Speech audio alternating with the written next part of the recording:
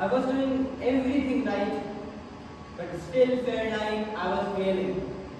I had achievements, certificates, leadership roles, projects, events, everything. But still felt like I was failing.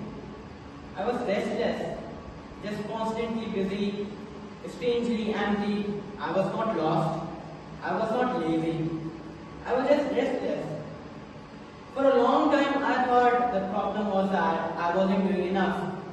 So I did more, joined more programs, started more projects, chased more recognition. But what happened? A feeling came from my inside. Something uncomfortable, something bothering.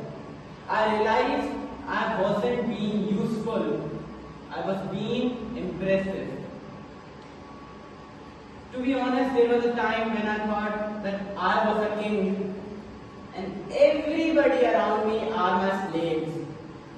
If people were impressed, if they clapped, if they said, "Wow, Mahesh, you are doing an amazing job," I believed that meant I was the best.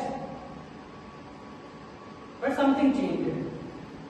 As students, we are trained to look successful, good grades, big titles, applause. We learn how to speak well, present well, and sound confident. But nobody teaches us to ask one simple question. Who is this actually helping? Let me explain what I mean by direction. Imagine two cars. One is a Ferrari, powerful, fast. The other one is a small Maran, slow, ordinary. Now imagine there is a checkpoint ahead and both cars move in the right direction. Who reaches first? Obviously, if that competition is held 100 times, the Ferrari reaches first.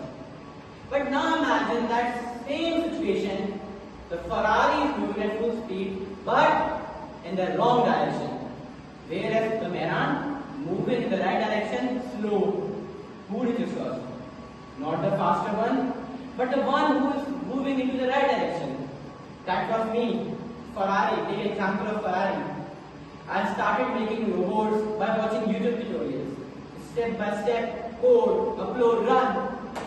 Robots worked, people were impressed, and I thought I was the best. But something started bothering me. Something slowly started bothering me. Something uncomfortable. I realized I wasn't really thinking. I wasn't creating. I was just consuming. So I changed one simple habit. Instead of watching videos on how to make robots, I started asking myself, how does this actually work? And how? Then I challenged myself. I started to build my own drone. Yes, that same drone that cost in the market for lakhs, 2-3 lakhs. And something surprising happened.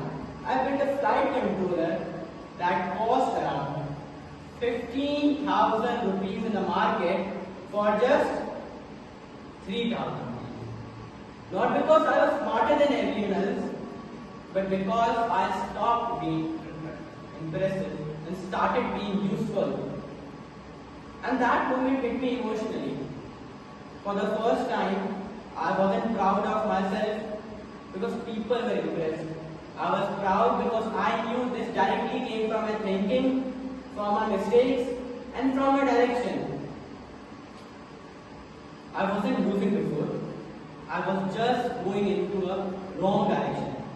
Take an example of a student studying day and night for the wrong exam.